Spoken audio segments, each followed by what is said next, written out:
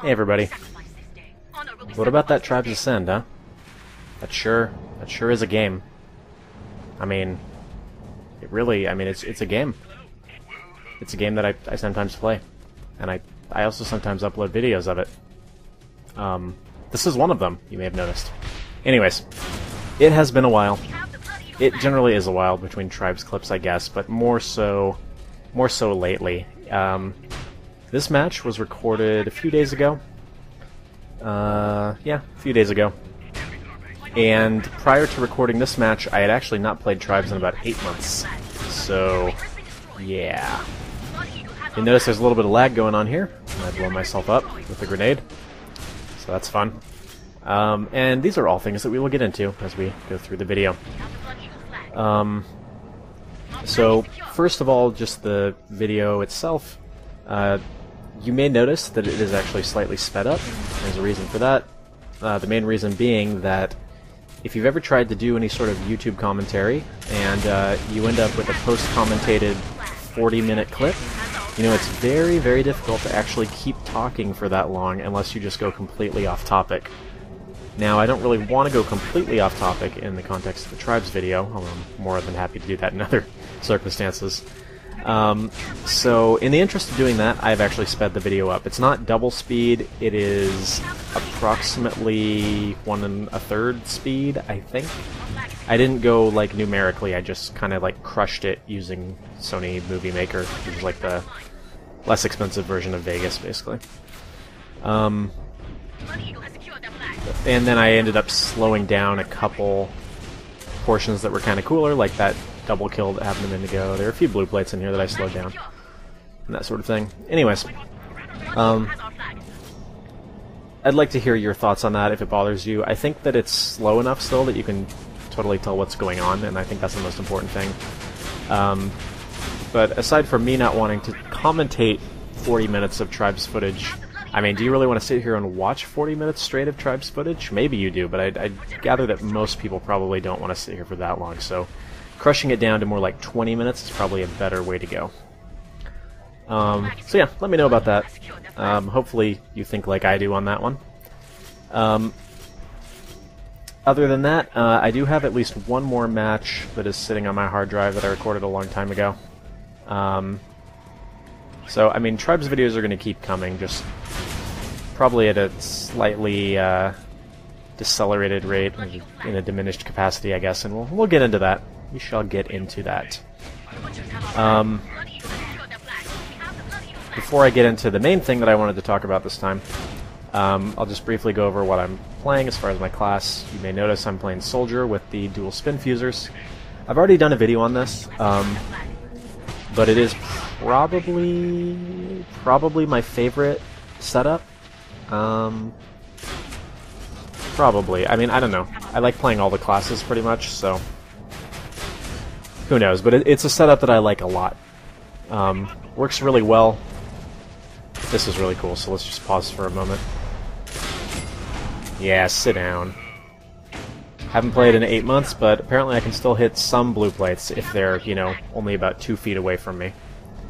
Anyways, yeah, the dual spin fuser is very much a useful thing. Not really a gimmicky build that you might expect it to be. You know, getting that extra shot is actually quite useful. And I've been experimenting a little bit in the little bit that I have been playing, whether it's better to keep out the primary spin fuser or the secondary spin fuser. And I think it depends on the situation. If you really feel like you're going to nail that first shot, then you might as well keep the primary one out. But if you feel like maybe the first shot's going to miss and you'll get him with the second one, you know, then it's a situation where you can keep the secondary spin fuser out. It's situational. It doesn't make that big a difference. I think the only real difference in the two fusers is the direct hit damage. You know, the primary one is going to do a lot more damage on a direct hit, like more like 1,000 versus 600 or whatever, which can definitely make a difference. Other than that, as with the other video, I have the proximity grenades on. I've actually started to like those less. They can be useful because you can airmail people with them, but what I've found is that I think just the anti-personnel grenade or whatever is probably more useful. Just because I find myself anyway just sort of like spamming the proximity grenades when I miss a spin fuser shot, so they end up not being that useful to me, whereas with the anti-personnel grenade, you're really able to punish somebody for following you, and you can sort of use it as an area denial weapon, or you could use it to, you know, again, deal that big amount of damage. So I would recommend going with that, although if you're really good with these things, they can be pretty useful, especially if somebody's like directly below you. You can just chuck the grenade downwards. So that works. Other than that, I don't think there's really too much else to cover. Sit down. Again, like I said, if they're like 2 feet from my face, yeah, sure, I can hit the blue plate. Also, what is going on here? Let's keep it PG rated, please. Anyways, that pretty much covers the class. I mean, it's really good. This setup, I would recommend trying it if you get the chance. And even if you don't want to go with dual fusers, having the fuser as a secondary is pretty good. You know, versus the thumper. The fuser has the straight travel arc versus the, well, it's not really an arc, is it? The straight travel path versus the arc that the thumper has, and longer range and that sort of thing. But whatever, try them and then you know, figure out which one you like. I personally like this setup. So let's get into the main part, the main thing that I wanted to talk about in this video, and that is Tribes dead? And my answer would be, sort of. As you may know, I addressed this in an earlier video, you may have heard this somewhere else. Hi-Rez came out quite a while ago, said that they're done updating the game. They're basically calling it quits, leaving it as is. No new content is going to be added, and they're basically just going to focus on other things, those other things being Smite mostly, I think. And Smite's a good game. It's not my kind of game. I don't really care for MOBAs that much, but it certainly is a good game, and I have friends who play it a lot. In fact, one who almost went competitive with it. So it's certainly a good game. It sucks that Tribes doesn't get any attention anymore. And I mean, there are plenty of reasons for why. I think that the difficulty curve is one thing. This is not a game that you just pick up immediately and are good at. And your first several matches, especially now that the matchmaking doesn't work and it's just server browsers, it basically means that your first couple matches you're going to get like 2 kills, 50 deaths, you know, going up against all these platinum, gold ranked people.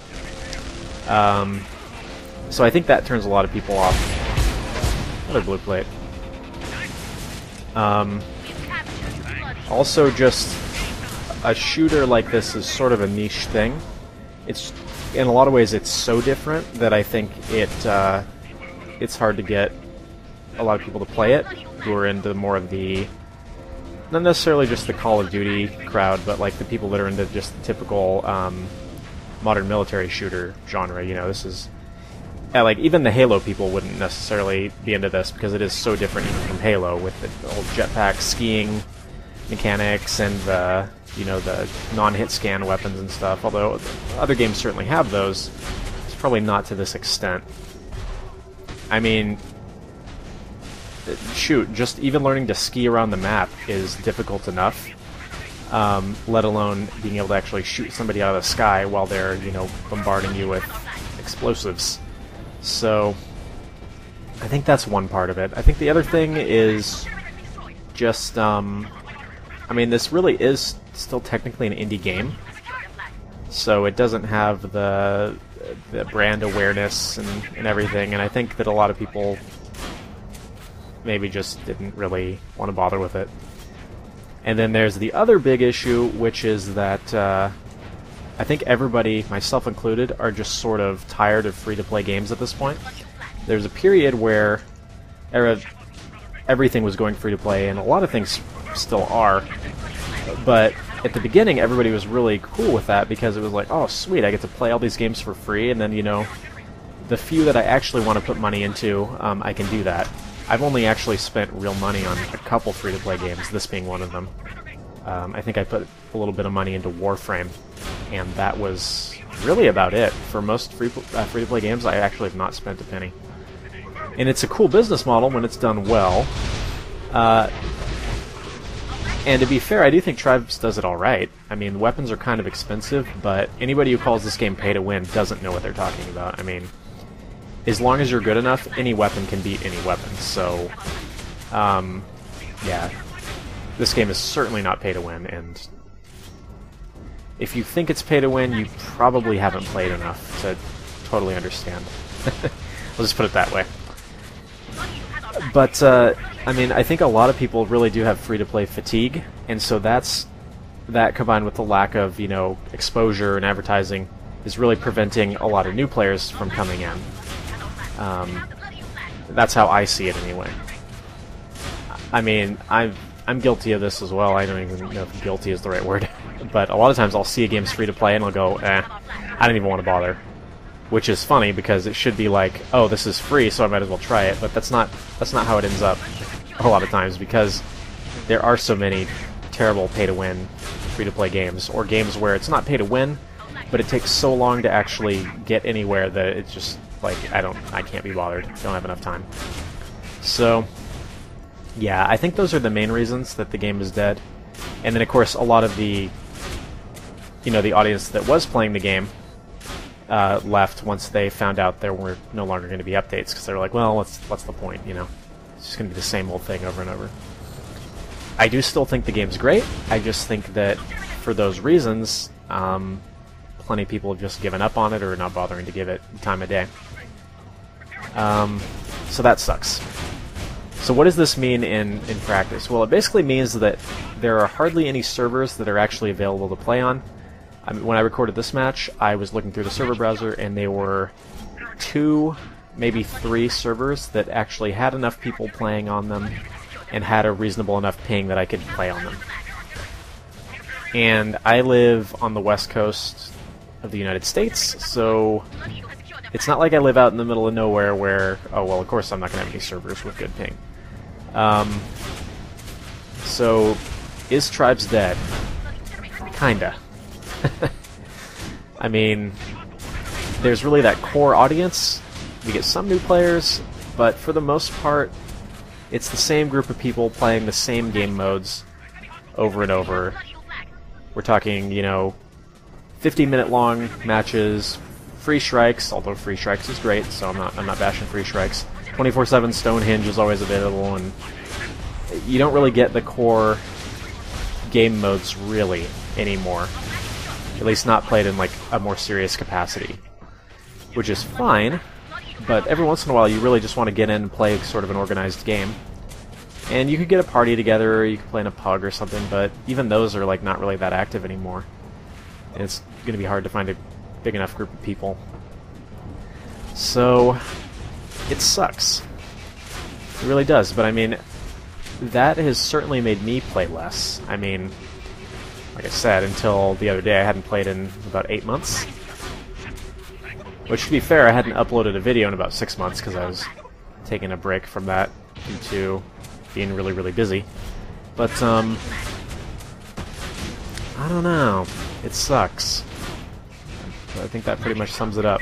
You'll notice even in this match, I had a reasonable ping, but I'm just sort of like, at certain points I just start lagging around and it makes it impossible to play.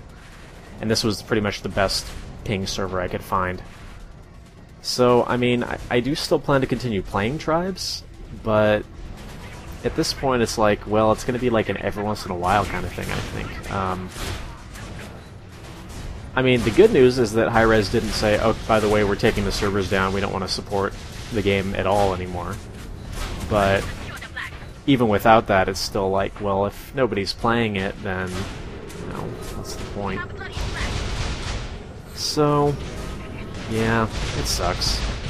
I don't know. Like I said, I'd like to hear your thoughts on it. I mean, obviously people are still interested in Tribes because I get requests all the time, you know, do more Tribes, do more Tribes, do more Tribes. So obviously people they're still interested in it. I mean, I'm still interested in it, but... I don't know. I don't know. With all that said, like I said, I'm gonna keep playing Tribes.